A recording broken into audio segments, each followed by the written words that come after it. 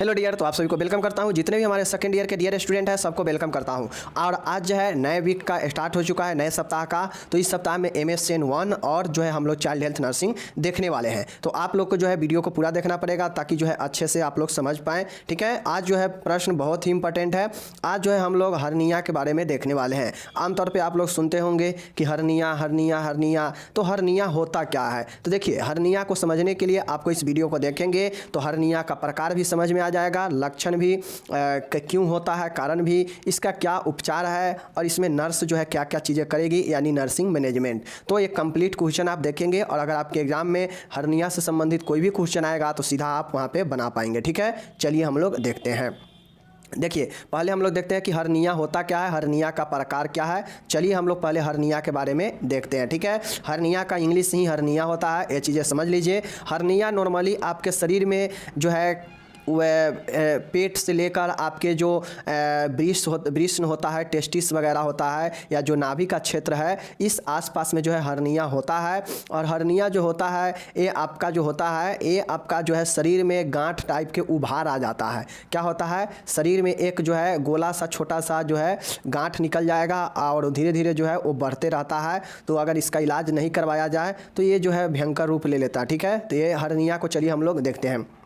देखिए, हर्निया क्या होता है। हर्निया देखिए, जब कोई अंग जो है वह उसका कोई भी भाग अपनी गुहा कैविटी जिसमें वह स्थित हो कि भित्ति से उभर कर बाहर आ जाता है तो इससे हर्निया कहते हैं। देखिए, हर्निया नॉर्मल क्या होता है, तो चूंकि हम लोग जानते हैं हमारा शरीर के जितने भी पार्ट है, जो भी अंग है, वो क्या होता है अपने कैविटी में स्थित है।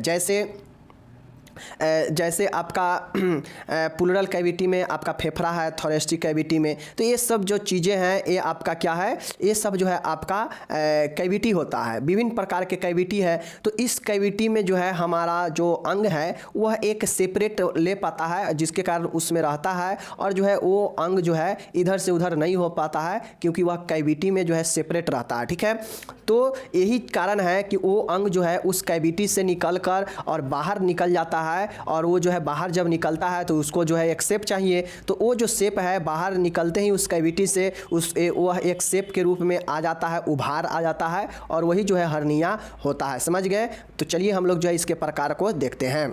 तो अगर आप सभी से अगर कोई पूछे कि हर्निया का मतलब क्या है, बाबू हर्निया का मतलब समझाओ, तो देखिए सीधा कहिएगा कि हर्निया जो है शरीर के किसी भी अंग में जो है, शरीर का कोई भी अंग जो है अपने कैविटी से निकल कर बाहर आ जाता है और जो है वह अपने भित्ति जो वाल होता है कैविटी का उससे बाहर निकल जाता है और उसमें उभार आ जाता है, और वही जो है क्या कहलाता है, हर्निया कहलाता है। इसमें उभार कब आता है, तो जब वह अंग अपने कैविटी से बाहर निकल जाता है तब वह एक गोलाकार उभार के रूप में या जो है बेलनाकार, हर तरह तरह के जो है ये होता है। समझ गए? दिखाई पड़ता है। समझ गए? चलिए नेक्स्ट है, देखिए कि हर्निया के प्रकार। अब हम लोग को हर्निया का प्रकार देखना है कि हर्निया का कौन कौन से प्रकार है। तो देखिए, हर्निया का जो है बहुत सारे प्रकार है, बट हर्निया को जो है कैटेगरी में कर दिया गया और इसी को जो है अलग अलग जो है हर्निया को इस प्रकार सब में रखा गया है। ठीक है, तो चलिए मुख्यतः हम लोग यहाँ पे 3 जो है हर्निया के प्रकार को देखेंगे।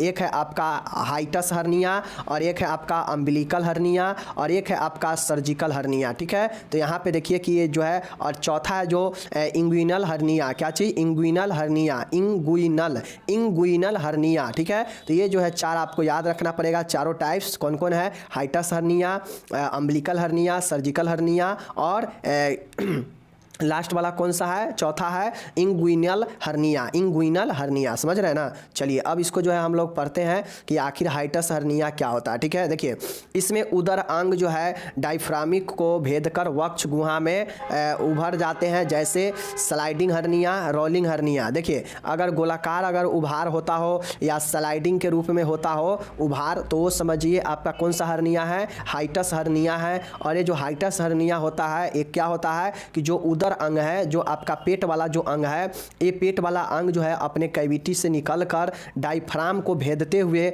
जो है थोरेसिक कैविटी में जो है प्रवेश करता है, और वहाँ पे जो उभार आता है वो हाइटस हर्निया होता है। और हाइटस हर्निया जो होता है स्लाइडिंग हर्निया होता है या रोलिंग हर्निया होता है। समझ गए ना? मतलब जो इसमें उभार आएगा तो वो क्या होगा, स्लाइडिंग के रूप में होगा या रोलिंग के रूप में होगा। ठीक है, और यही जो है आपका हाइटस हर्निया होता है। ठीक है, चलिए तो ये आप लोग समझ रहे हैं ना, उभार क्या होता है? उभार मतलब जो है एक गांठ के रूप में, एक सूजन के रूप में बाहर निकल जाता है, और वही जो है हर्निया होता है, ठीक है ना। तो ये जो हाइटस हर्निया होता है, यह उदरीय भाग में जो अंग है, उस उदरीय अंग जो होता है वह डायफ्राम को भेदते हुए, पास करते हुए जो है थोरेसिक कैविटी, जो वक्ष गुहा है, उसमें प्रवेश करता है, और वहाँ उस प्रवेश करने के कारण जो उसमें उभार आ जाता है थोरेसिक कैविटी में, ठीक है। तो वो जो होता है आपका क्या होता है, आपका ए हाइटस हर्निया होता है, जैसे स्लाइडिंग हर्निया और रोलिंग हर्निया, ठीक है। तो आपसे पूछेगा कि स्लाइडिंग हर्निया और रोलिंग हर्निया किसका एग्जाम्पल है, तो हाइटस हर्निया का, ठीक है। और हाइटस हर्निया क्या होता है, तो यह उदर का जो अंग है, जो एब्डोमिनल पार्ट है, वो होता है क्या चीज़, डायफ्राम को भेदते हुए। चूँकि हम लोग जानते हैं यहाँ पे, अगर यहाँ पे थोरेसिक कैविटी है और यहाँ पे जो है ये आपका डायफ्राम है, और जो है उसके बाद नीचे क्या है, आपका पेट है, एब्डोमिनल है, समझ रहे ना। तो इस अंग जो है, यह उदरीय अंग, इसको भेदते हुए इसमें प्रवेश कर जाता है थोरेटिक कैविटी में, और यहाँ पे जो उभार आएगा थोरेसिक कैविटी में, वो आपका हाइटस हर्निया होता है, जो कि स्लाइडिंग होता है या रोलिंग होता है, समझ गए। चलिए देखिए, इतना बार हमारा समझाने का मकसद यही है कि आप चीज़ों को समझ पाए कि हाइटस हर्निया क्या होता है, कब होता है हाइटस हर्निया। अगर हाइटस हर्निया किसी को होता है तो इसमें का जो शेप बनता है, जो उभार होता है, वो कैसा होता है, तो स्लाइडिंग और रोलिंग होगा, ठीक है। चलिए उसके बाद आता है अम्बिलिकल हर्निया। चूँकि हम लोग 4 टाइप्स जो देखे हैं, तो उसमें से हम लोग हाइटस पढ़ चुके हैं, अब हम लोग देखते हैं अम्बिलिकल हर्निया। तो देखिए, अम्बिलिकल हर्निया मतलब नाभि के हर्निया है, तो जो इसमें नाभि के क्षेत्र पर आंत का कोई हिस्सा उभर कर बाहर आ जाता है। देखिए, अब इसमें अम्बिलिकल हर्निया में वो हर्निया होता है कि इसमें जो इंटेस्टाइनल जो पार्ट होता है ना, इंटेस्टाइन के कोई भी पार्ट, मतलब आंत का कोई भी भाग जो है, आंत का कोई भी हिस्सा जो है उभर कर नाभि के क्षेत्र में अम्बिलिकल रीजन में आ जाता है, तो उससे के जो है हम लोग क्या कहते हैं, अम्बिलिकल हर्निया कहते हैं। जैसे आप लोग देखते होइएगा, बहुत सारे ऐसे होते हैं जिनको नाभि, जैसे यहाँ पे नाभि है, तो इस नाभि के आसपास में एक बड़ा सा उभार आ जाता है, चाहे वो नीचा होगा, चाहे वो बगल में होगा, चाहे ऊपर होगा, नाभि से जो है वहाँ पे मांस जो है लटक जाता है उभर कर, तो वही जो है आपका हर्निया होता है, ठीक है ना। तो वो जो हर्निया होता है नाभि के आसपास, तो वो होता है अम्बिलिकल हर्निया, क्योंकि अम्बिलिकल नाभि ही होता है, और अम्बिलिकल हर्निया है मतलब नाभि है, तो जो आंत का कोई भी भाग, कोई भी हिस्सा उभर कर बाहर आ जाता है, तो वही जो होता है क्या चीज़, आपका अम्बिलिकल हर्निया होता है। उभर कर कहाँ आता है, नाभि के क्षेत्र में आ जाता है, आंत का कोई भी भाग उभर कर नाभि के क्षेत्र में आ जाता है, तो वो अम्बिलिकल हर्निया कहलाता है, ठीक है, समझ गए ना। चलिए तीसरा क्या है, सर्जिकल हर्निया। सर्जिकल हर्निया क्या होता है, तो देखिए, इसमें पूर्व में हुई किसी उदरीय शैल क्रिया के क्षेत्र से आंत का एक भाग बाहर निकल जाता है, जैसे सिजेरियन साइट का हर्निया। अब देखिए होता है, इसमें है सर्जिकल हर्निया है। सर्जिकल हर्निया है मतलब सर्जरी के द्वारा, सर्जरी से उत्पन्न हर्निया को सर्जिकल हर्निया बोलते हैं। जैसे आपके उदर के क्षेत्र में कोई सर्जरी हुआ है, एब्डोमिनल पेट के एरिया में कोई आपका जो है सर्जरी अगर हुआ है, और वो सर्जरी के कारण जो है आपका आंत का कोई भाग बाहर आ जाता है, तो ये जो होता है आपका कौन सा होता है, सर्जिकल हर्निया होता है, ठीक है। और ये जो होता है, जैसे सिजेरियन साइट पर हर्निया होना, मतलब जो सिजेरियन साइट पर हर्निया होता है, वो कौन सा होता है, सर्जिकल हर्निया होता है। सर्जिकल हर्निया कब होता है कि पूर्व में अगर कभी आपका सर्जरी हुआ है, उदरीय क्षेत्र का मतलब एब्डोमिनल रीजन में सर्जरी हुआ है उस क्षेत्र में, तो उसका जो आंत का एक भाग होगा, इंटेस्टाइन का जो एक पार्ट होगा, वो जो है आपका ये सर्जरी वाले भाग पर निकल जाता है, और यही जो है आपका सिजेरियन साइट पर होता है हर्निया, और इसको जो है हम लोग सर्जिकल हर्निया कहते हैं, ठीक है, याद रखिएगा। अम्बिलिकल हर्निया में भी आंत का ही कोई भाग नाभि के क्षेत्र में आ जाता है उभर कर, तो वो अम्बिलिकल हो जाता है। अगर सर्जिकल हर्निया मतलब सर्जरी में अगर आपके पेट के किसी रीजन में पहले कभी से जो है आपका हुआ है सर्जरी पेट के क्षेत्र में, और वहाँ पे जो है आंत का जो कोई भी भाग जो है उस सर्जरी वाले साइट पर बाहर उभार के रूप में निकल जाता है, तो वो होता है आपका सर्जिकल हर्निया, जैसे सिजेरियन साइट पर हर्निया होना, समझ रहे हैं ना। चलिए तीनों समझ गए। चौथा और आखिरी है इंग्विनल हर्निया। क्या चीज़, इंग्विनल हर्निया, याद रखिएगा। पहला क्या था, पहला आपका जो था वो था आपका हाइटस हर्निया, दूसरा था अम्बिलिकल हर्निया, तीसरा था सर्जिकल हर्निया, और चौथा है इंग्विनल हर्निया। तो इंग्विनल हर्निया को याद रखिए, इसमें उदरीय अंग मुख्यतः आंत का भाग इंग्विनल रिंग को पार कर नीचे वृत्त कोश में आ जाता है। यह 2 प्रकार का होता है, असेंडिंग इंग्विनल हर्निया व डिसेंडिंग इंग्विनल हर्निया। अब देखिएगा कभी कभी होता है कि जैसे देखिएगा कि मेल का जो है पार्ट है, मेल का जो पार्ट होता है वो यहाँ पे होता है। जैसे ये मेल का पार्ट है, समझ रहे हैं ना, ये मेल का पार्ट है, यहाँ पे 2 वृषण है, टेस्टिस है, समझ रहे हैं। तो ये जो आपका आंत का जो भाग होता है, आंत का भाग जो है वो मुख्यतः जो आंत का कोई भी भाग होता है ना, वो इंग्विनल रिंग में पार कर नीचे वृष कोश में आ जाता है। देखिए जो इंग्विनल रिंग होता है ना, उसको पार करते हुए वृष कोश मतलब जो है वृषण कोश मतलब जहाँ पे वृषण रहता है, मतलब जो टेस्टिस में जो है प्रवेश कर, सीधा कहिए ना कि अंड कोश में जो है क्या होता है आपका ये प्रवेश कर जाता है आंत का कुछ भाग इंग्विनल रिंग को पार करते हुए। और यही जो होता है क्या चीज़ होता है, इंग्विनल हर्निया होता है। ये 2 प्रकार के, एक असेंडिंग इंग्विनल हर्निया और एक डिसेंडिंग इंग्विनल हर्निया, समझ गए ना। इंग्विनल हर्निया के बारे में समझ गए कि क्या होता है। तो इसमें मुख्यतः जो है उदरीय अंग जो है आंत का भाग, क्योंकि देखिए एक उदर में बहुत सारे अंग होता है, उदरीय अंग में ही आपका लीवर भी आता है, उदरीय रीजन में ही है जो आपका अगना पैंक्रियाज भी रहता है, उदरीय अंग में भी आंत रहता है, उदरीय छोटी आंत बड़ी आंत रहता है, उदरीय अंग में भी जो है आपका ड्यूडेनल रहता है। तो बहुत सारे चीज़ आपका इस उदरीय अंग में ही होता है और यहीं पर जो है ज़्यादा आपका जो है होने का चांसेज रहता है हर्निया का, ठीक है। अगर उदर का कोई भाग, आंत का कोई भाग अगर इंग्विनल रिंग को पार करते हुए वृष कोश में आ जाता है तो इंग्विनल हर्निया हो जाता है। यह 2 प्रकार के होता है, असेंडिंग और डिसेंडिंग, समझ रहे हैं। इसी प्रकार से जो है उदर क्षेत्र का आंत का कोई भी भाग अगर अम्बिलिकल रीजन में आ जाता है और उभार हो जाता है तो हो जाता है अम्बिलिकल, मतलब नाभि के क्षेत्र में आ जाता है उभार के साथ तो अम्बिलिकल हर्निया हो जाता है, ठीक है। हाइटस हर्निया ही एक है जो कि आपका उदर का भाग जो है डायफ्राम का प्रवेश करते हुए थोरेसिक कैविटी में चला जाता है और वहाँ पे उभार हो जाता है तो वो जो होता है आपका हाइटस हर्निया होता है, समझ गए। सर्जिकल में मतलब जो सर्जरी हुआ साइट है वहाँ पे उभार आ जाता है, एब्डोमिनल ही अंग का कोई भाग जो है प्रवेश कर जाता है या आंत का कोई भाग प्रवेश कर जाता है उस सर्जरियन साइट पर और वहाँ पे जो उभार दिखता है तो वो होता है आपका सर्जिकल हर्निया। इंग्विलियर हर्निया में क्या होता है कि यह उदर अंग मुख्यतः जो आंत है, उदर के अंग में कोई भी अंग जो है इस इंग्विनल रिंग को पार करते हुए टेस्टिस में आ जाता है, मीन्स अंडकोश में प्रवेश कर जाता है, वृषण कोश में जो है प्रवेश कर जाता है और इसी को जो है हम लोग क्या बोलते हैं, इंग्विनल हर्निया बोलते हैं। ऐसे मुख्यतः आंत का भाग ही ज़्यादातर प्रवेश करता है, बट जो है उदर के अंग क्षेत्र में जो भी ऑर्गेन होगा वो भी जा सकता है वृषण कोश में और वो भी हर्निया उत्पन्न कर सकता है, समझ गए। तो चारों समझ गए, हाइटस भी समझ गए, अम्बिलिकल भी समझ गए, सर्जिकल भी समझ गए, इंग्विनल भी समझ गए, ठीक है, प्रकार समझ गए। चलिए तो आपका हर्निया यहाँ पे और हर्निया का प्रकार समाप्त होता है।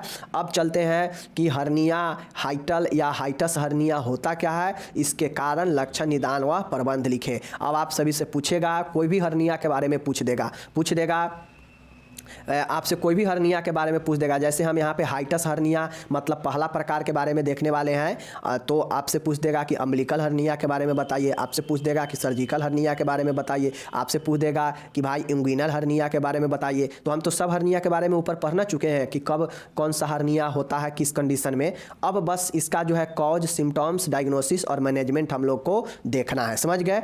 तो यहाँ पे हम लोग हाइटस हर्निया ऊपर देख चुके हैं, इसको हम लोग नहीं देखेंगे, ठीक है, टाइम बर्बाद करने से क्या होगा, स्लाइडिंग और रोलिंग होता ही है आपका हाइटस हर्निया। अब इसके जरिए कोई भी हर्निया हो उसका कारण क्या हो सकता है, लक्षण क्या होगा, उपचार क्या होगा। कोई भी हर्निया होगा उसको जो है हम लोग कारण, लक्षण, उपचार, नर्सिंग प्रबंध सब में सेम लिख देंगे, सिर्फ डिफिनीशन चेंज हो जाएगा, समझ गए।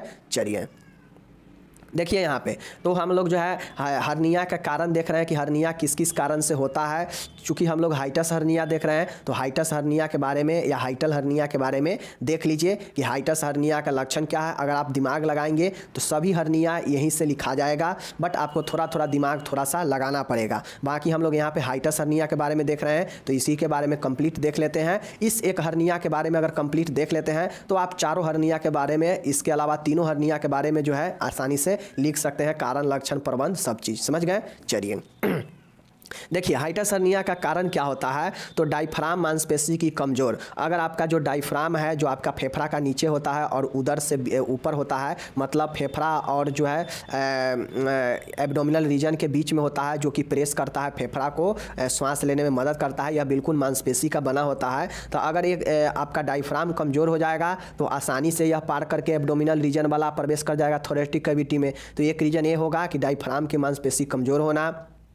प्रेगनेंसी पीरियड में चूँकि जो आपका डायफ्राम होता है वो आपका काम करना बंद कर देता है, तो इस कारण भी जो है आपका हाइटस हर्निया हो सकता है। ज़्यादा मोटापा बढ़ने से, ओबेसिटी होने से भी ये चीज़ें हो सकता है, ठीक है। अधिक एज में भी जो है हाइटस हर्निया होता है और छाती के आसपास जो है उभार देखने को मिल जाता है और वही जो है हाइटस हर्निया होता है। समझ गए। अधिक कार्य या व्यायाम करना, अगर अधिक कार्य और व्यायाम करते हैं तो हो सकता है कि आपका जो है पेट के रीजन का कुछ भाग जो है आपका थोरेसिक कैविटी छाती के रीजन में निकल जाएगा। ये चीज़ें हैं। तो अधिक कार्य और व्यायाम भी खतरनाक होता है, समझ लीजिए। भारी वजन उठाना, अगर बहुत अत्यधिक भारी वजन उठाएंगे तो आपको ऊपर की तरफ जोर लगेगा और जब ऊपर की तरफ जोर लगेगा मतलब नीचे वाले पार्ट को खींचेगा तो हो सकता है आपका एब्डोमिनल रीजन जो उदरीय क्षेत्र है उसका भी भाग ऊपर आ जाए और वो जब ऊपर आएगा तो वह एक स्पेस लेगा और उसमें जो उभार आ जाएगा तो वो जो है हाइटस हर्निया हो जाएगा। तो भारी वजन, अधिक कार्य या व्यायाम, अधिक आयु, मोटापा, ये सब जो है आपका कारण बनता है हर्निया का, हाइटस हर्निया का।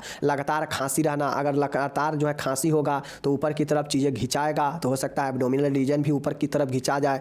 पेशीय रोग होना, कोई मस्कुलर रोग है तो इसके कारण भी हो सकता है। पेट में अगर चोट लग गया है, ट्रॉमा हो चुका है तो इस कंडीशन में भी हो सकता है। पूर्व में की गई सर्जरी, पास्ट सर्जिकल हिस्ट्री, जो कि सर्जिकल हम लोग देखे हैं ना, तो ये सर्जिकल हिस्ट्री पूर्व में कभी हुआ है तो उसके कारण भी आपका ये हर्निया हो सकता है। गंभीर कुपोषण, अगर सेवर माल न्यूट्रिशन है, गंभीर कुपोषण है तो इसके कारण भी आपका जो है हर्निया हो सकता है, यानी हाइटस हर्निया या कोई भी हर्निया हो सकता है, ठीक है। तो हाइटस हर्निया का कारण क्या क्या हो सकता है? डायफ्राम का मांसपेशी कमजोर होना, गर्भ अवस्था, मोटापा, अधिक आयु होना, अधिक कार्य या व्यायाम करना, भारी वजन उठाना, लगातार क्रॉनिक कफ होना, पेशीय रोग होना, पेट में चोट लगना, ट्रॉमा, पूर्व में की गई सर्जरी, पहले कोई भी सर्जरी हुआ हो या गंभीर कुपोषण, ये सब का कारण बनता है किसका? हाइटल हर्निया या हाइटस हर्निया का। समझ गए। चलिए अब जो है हर्निया का लक्षण क्या क्या होता है। जहाँ भी अगर हर्निया हुआ रहेगा, ऐसा नहीं है कि हाइटस हर्निया ही, कोई भी हर्निया का लक्षण जो होगा वो कैसा होता है तो हर्निया के जगह पर दर्द होगा। मतलब जिस भी भाग में हर्निया मतलब उभार हुआ है, गोला सा उभार हो चुका है तो वो जो है आपका हर्निया होता है और उस हर्निया वाले जगह पर दर्द होगा, ठीक है। अंग भाग बाहर उभरना मतलब प्रोट्रूजन मतलब शरीर का अंग जो है, कोई भी अंग, आंतरिक अंग जो है वो बाहर की तरफ उसमें उभार आता है, ठीक है। चलने फिरने में समस्या आएगा, ठीक है। उसके बाद सांस लेने में परेशानी होगा। अगर थोरेटिक कैविटी में अगर आपका कोई दूसरा अंग प्रवेश कर जाएगा, जबकि वो अंग किसके लिए बना है थोरेटिक कैविटी, तो वहाँ पे फेफड़ा वगैरह है, ठीक है। और वहाँ पे अगर उदर का भाग प्रवेश कर जाएगा तो फेफड़ा को जगह कम मिलेगा तो सांस लेने में परेशानी होगा, चलने फिरने में भी परेशानी होगा। अंग का जो भाग होगा बाहर की तरफ उभार निकल जाएगा, हर्निया का जगह दर्द होगा, ठीक है। एपीगैस्ट्रिक पेन होगा, मतलब जो एपीगैस्ट्रिक पेन है, चेस्ट में जलन होगा, पेन होगा, ठीक है। उल्टी वोमिटिंग टाइप से होगा, भोजन निगलने में परेशानी होगा, चूँकि आपका पेट का जो भाग है सही जगह पे नहीं है तो भोजन निगलने में परेशानी, वोमिटिंग होगा, ठीक है। ओसोफेगस में जलन होगा, बर्निंग इन ओसोफेगस मतलब जो आपका सांस लेने वाला भाग है उसमें जलन होगा, ठीक है। रेस्टलेनेस हो जाएगा, बेचैनी होगा, बुखार आना मतलब फीवर होगा। तो एक जो है हर्निया वाला पेशेंट को ये सब जो है लक्षण दिखाई देता है। क्या क्या? बुखार आएगा, एपीगैस्ट्रिक पेन होगा, जहाँ पे हर्निया है वहाँ पे पेन होगा, उसके बाद होगा भोजन निगलने में परेशानी होगा, ओसोफेगस में जलन होगा, बेचैनी होगा, उल्टी आएगा, सांस लेने में परेशानी होगा, चलने फिरने में समस्या होगा, अंग में उभार आ जाएगा। तो ये सब जो है लक्षण सिम्टम्स होता है हर्निया वाले पेशेंट का। समझ रहे हैं। चलिए कारण लक्षण देख लिए। अब जो है हर्निया वाले पेशेंट का निदान, डायग्नोसिस क्या क्या हो सकता है, जो कि डायग्नोसिस को हम लोग जो है निदान बोलते हैं। इसको टेस्ट भी हम लोग बोल सकते हैं कि कौन कौन सा जो है टेस्ट डायग्नोसिस हो सकता है हर्निया वाले पेशेंट का। तो सबसे पहले है फिजिकल एग्जामिनेशन, शारीरिक परीक्षण किया जाएगा पेशेंट का, ठीक है। उसके बाद है एक्सरे होगा बेरियम के साथ में ताकि क्लियर चीज़ें पता चल सके, ठीक है। बायोप्सी किया जाएगा, सीटी स्कैन होगा, एंडोस्कोपी होगा, MRI होगा, USG होगा। तो ये सब जो है आपका होता है निदान में। क्या क्या होता है? फिजिकल एग्जामिनेशन शारीरिक परीक्षण, ठीक है। एक्सरे होता है बेरियम वाला, बायोप्सी होता है, सीटी स्कैन होता है, एंडोस्कोपी होता है, MRI होता है, USG होता है। वो सारे चीज़ होता है जो उस भाग को स्कैन कर सके, ठीक है। तो आपका एक्सरे भी स्कैन का काम करता है, बायोप्सी सीटी स्कैन भी स्कैन का काम करता है, एंडोस्कोपी भी, MRI भी और USG भी, ठीक है। तो ये सब जो है आपका होता है डायग्नोसिस में हर्निया वाले पेशेंट का। समझ गए। चलिए नेक्स्ट अब हम लोग देख चुके हैं कारण, लक्षण, निदान देख चुके हैं। तो अब हम लोग देखते हैं कि हर्निया वाले पेशेंट का जो है इसका जो है प्रबंध कैसे कैसे किया जाएगा। ठीक है, तो हम लोग जो है पहला सर्जिकल प्रबंध देखेंगे, उसके बाद जो है अगर ये मेडिसिन से ठीक होने वाला होगा तो मेडिसिन का प्रबंध भी होगा, अगर मेडिसिन नहीं इसके लिए सिर्फ सर्जरी ही होगा तो सर्जरी प्रबंध के बाद हम लोग सीधा नर्सिंग प्रबंध में चलेंगे। ठीक है, तो यहाँ पे देखिए नर्सिंग प्रबंध मतलब सर्जिकल ट्रीटमेंट। ठीक है, देखिए अब हर्निया वाले पेशेंट का सबसे महत्वपूर्ण जो है उसका क्या होता है, उसका जो है आपका सर्जरी ही सबसे कारगर होता है। तो इसका जो पहला है सर्जरी होता है हर्नियोरेफी होता है। क्या होता है? हर्नियोरेफी। याद रखिएगा, आपसे ऑब्जेक्टिव में पूछ देगा कि हर्निया वाले पेशेंट का जो आपका एडजस्ट किया जाता है, री एडजस्ट किया जाता है अंग का, तो कौन सा सर्जरी होता है? तो हर्नियोरेफी होता है। समझ गए? इसमें सर्जरी द्वारा हर्निएटेड अंग को वापस अपने स्थान पर री एडजस्ट कर दिया जाता है, फिर हर्निया की सिलाई कर दी जाती है।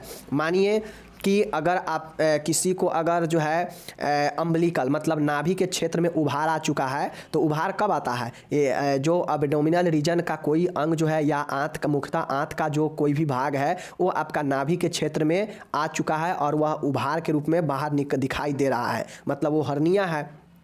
तो इस नाभि के क्षेत्र में जहाँ हर्निया है सर्जरी किया जाता है, और सर्जरी के द्वारा अगर आंत का भाग या कोई और भाग अगर इसमें प्रवेश किया है जिसके कारण ये हर्निया उभरा हुआ दिखाई दे रहा है, तो इस जो भी अंग है, जो दूसरा अंग यहाँ पे प्रवेश किया है, तो इस अंग को जो है सर्जरी के द्वारा सर्जरी करके इस अंग को इसके अपने रियल स्थान पर एडजस्ट किया जाता है, भेजा जाता है, और फिर इसको जो है सिलाई कर दिया जाता है हर्निया वाले भाग को। समझ गए? उम्मीद है समझ गए। जैसे अगर किसी को थोरेटिक कैविटी में अगर उदर का कोई भाग अगर प्रवेश कर गया हो डायफ्राम को पार करते हुए, तो उसको भी उभार दिखने को मिलेगा क्योंकि वहाँ पे एक्स्ट्रा अंग प्रवेश कर गया है। तो इस जगह पे सर्जरी किया जाता है, और सर्जरी करके जो उभरा हुआ भाग को सर्जरी किया जाता है, सर्जरी करके वहाँ पे जो भी अंग दूसरा अंग आकर प्रवेश किया है उसको उस अंग को अपने जगह पर एडजस्ट किया जाता है और फिर इसका सिलाई कर दिया जाता है। तो यही जो है आपका हर्नियोरेफी होता है। समझ गए कि हर्नियोरेफी क्या होता है? तो हर्नियोरेफी में जो है सर्जरी के द्वारा जो हर्निटेड अंग है, मतलब जो हर्निया हुआ जो अंग है,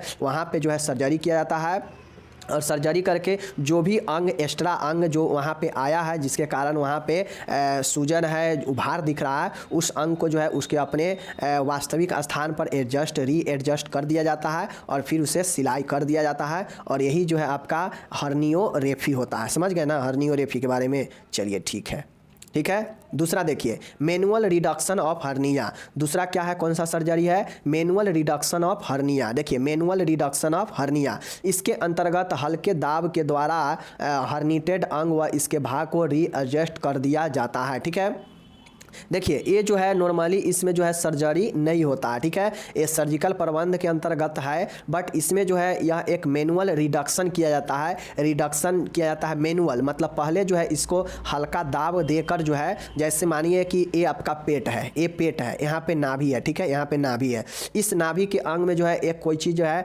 उभार आ गया है, हर्निया हो चुका है। तो पहले क्या किया जाता है कि पहले इसको जो है मैनुअल तौर पे ऐसे ही जो है इसको दाब प्रेस करके दाब देकर, हल्का दाब देकर, ये जो हर्निटेड अंग है ना, इसको सोचा जाता है कि इसको दाब देते हैं और दाब करके जो है हल्का प्रेस करके इसको अपने जगह पर भेजने का कोशिश किया जाता है। अगर ये जो है मैनुअल रिडक्शन से अगर ये सही नहीं होता है, दाब देने से अगर ये अपने जगह पर नहीं जाता है अंग, तो जो है क्या होता है, इसको फिर सर्जरी किया जाता है। तो पहले जो है मैनुअल रिडक्शन ऑफ हर्निया ही किया जाता है, जिसमें जो भी हर्निएटेड अंग है, मतलब जो हर्निया के जो उभार हुआ है जिस अंग के कारण, उस अंग को प्रेशर देके हर्निया वाले जगह पर प्रेस देके दबाव देके उसको अपने जगह पे भेजने की कोशिश किया जाता है। उस अंग को, जो अंग अपने जगह से हटकर वहाँ पे प्रवेश कर गया है और जिसके कारण उभार दिख रहा है, मीन्स हर्निया हुआ है, तो उस अंग को अपने जगह पर भेजा जाता है मैनुअल रिडक्शन ऑफ हर्निया के द्वारा। ठीक है, इसमें होता क्या है कि हल्के दाब के द्वारा जो हर्निटेड अंग है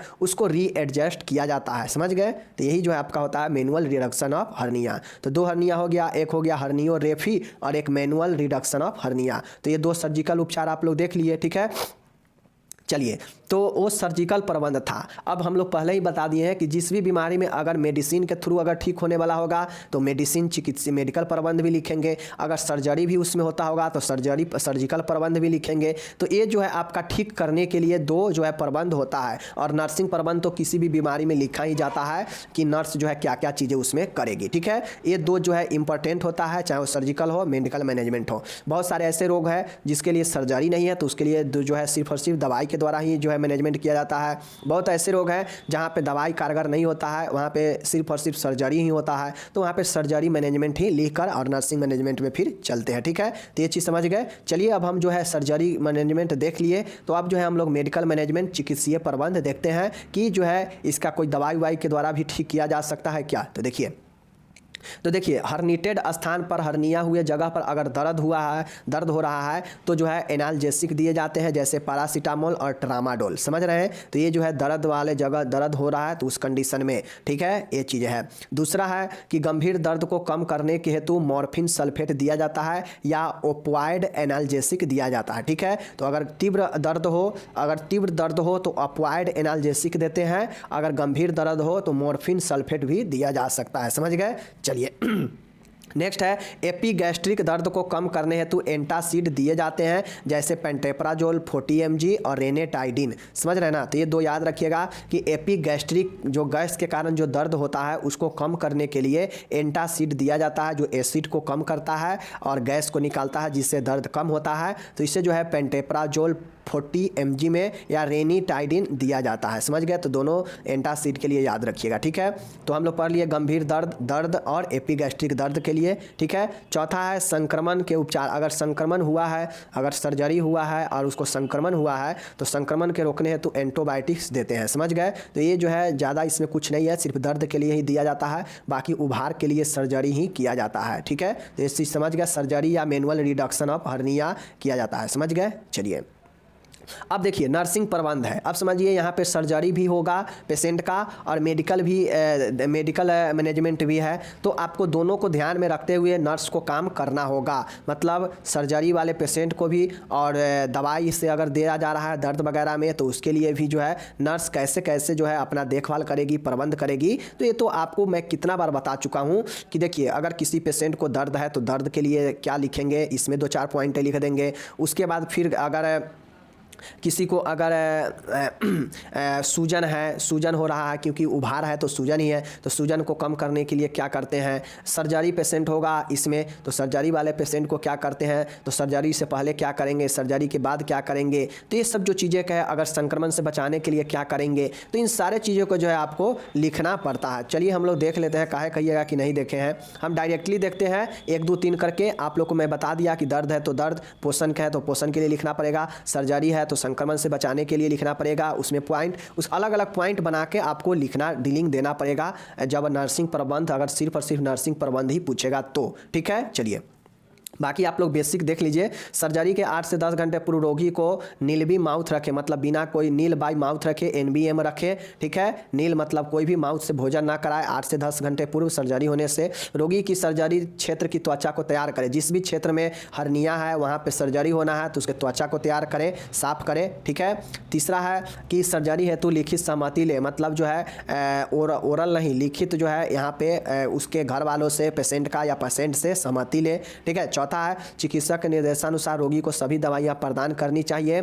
जब सर्जरी होना हो या उसके बाद जो भी डॉक्टर निर्देश दे रहे हैं उनके अनुसार जो भी चीज़ें हैं दवाइयां प्रदान करनी चाहिए। ये नर्स का सब चीज़ काम होता है। 5वां है पॉइंट, देखिए रोगी को बिस्तर के सिरे वाले हिस्से को लगभग 6 से 8 इंच ऊपर रखना चाहिए। अब जो बेड है, जैसे ऐसा बेड है तो जो सिर का तरफ से जो बेड है तो इसको हल्का ऐसे उठा के जो है, ऐसे उठा के जो है बेड लगाएंगे। ठीक है, समझ गए ना। तो जो सिर के साइड से जो बेड होगा, बिस्तर के जो सिरे वाला होगा, उसको 6 से 8 इंच ऊपर उठाकर रखेंगे। छठा है रोगी की बाउल सांड को एस्कुलेट करें, मतलब जो रोगी का बाउल सांड है उसको जो है क्या करें, ऑस्कुलेट करना चाहिए। समझ गए।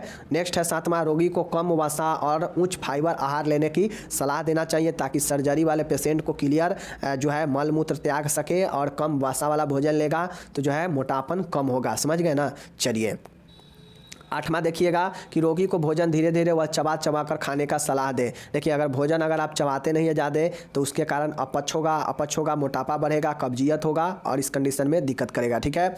9वां है ऐसी दवाइयाँ जो कि आमाशय को खाली होने की गति को कम करती हो, रोगी को नहीं दी जानी चाहिए, जैसे एंटीकोलिनर्जिक ड्रग। देखिए कुछ ऐसे दवाई होते हैं जो कि आमाशय को जो है बहुत जल्दी जो है खाली करता है और इस कंडीशन में जब आमाशय खाली होगा तो क्या होगा, वो खाली हो जाएगा, आसानी से जो है इधर उधर वो जो है गति कर सकता है। तो गति करेगा तो मतलब किसी जाना वो अपने जगह से कहीं और जगह प्रवेश कर जाएगा। तो इस गति को जो है कम करने के लिए, खाली गति को कम करने के लिए ऐसे दवाइयाँ नहीं देंगे जिससे जो है वह उसको बिल्कुल खाली कर दे पेट को। ठीक है। तो ये होता है एंटीकोलिनर्जिक दवाइयाँ, एंटीकोलिनर्जिक दवाइयाँ, समझ गए। ये होता है आपका पेट के दवाइयाँ को खाली कर देता है। ठीक है। और 10वां और आखिरी पॉइंट है रोगी की स्थिति को नियमित रूप से बदलते रहना चाहिए। ठीक है। साथ में जो भी डॉक्टर दवाइयाँ दिए हैं संक्रमण से बचाने के लिए रोगी को देखभाल करते रहना चाहिए। तो ये और सारे पॉइंट आप लोग लिख सकते हैं, बाकी हम लोग इतना पर ही स्टॉप करते हैं। तो आज जो है हर्निया के बारे में कंप्लीट हम लोग देख चुके हैं। क्वेश्चन यहाँ से आने का बहुत ज़्यादा चांस है 10 नंबर में, तो आप लोग लिख डालिएगा। 4 प्रकार के हर्निया था, चारों प्रकार को आसानी से देख लिए, कारण लक्षण उपाय निदान सब लोग देखे हैं। तो जो है हर्निया से संबंधित कोई भी क्वेश्चन पूछे आप लोग रगड़ दीजिएगा एग्जाम में। ठीक है। बाकी मिलते हैं अगले वीडियो में। अगर आपको इसका PDF चाहिए, अगर आपको इसका खुद से एक बार पढ़ना है तो गूगल में जाइए और rmnursing.blogspot.com लिखिए और लिखने के साथ ही आप वहां से इसको रिसेंट पोस्ट में या सेकेंड ईयर MSN 1 का है तो MSN 1 और 2 पर क्लिक कीजिएगा तो आपको वहां से मिल जाएगा। ठीक है। बाकी आपको डिस्क्रिप्शन में लिंक दे देंगे, आप वहां से इसको डाउनलोड कर सकते हैं। ठीक है। धन्यवाद।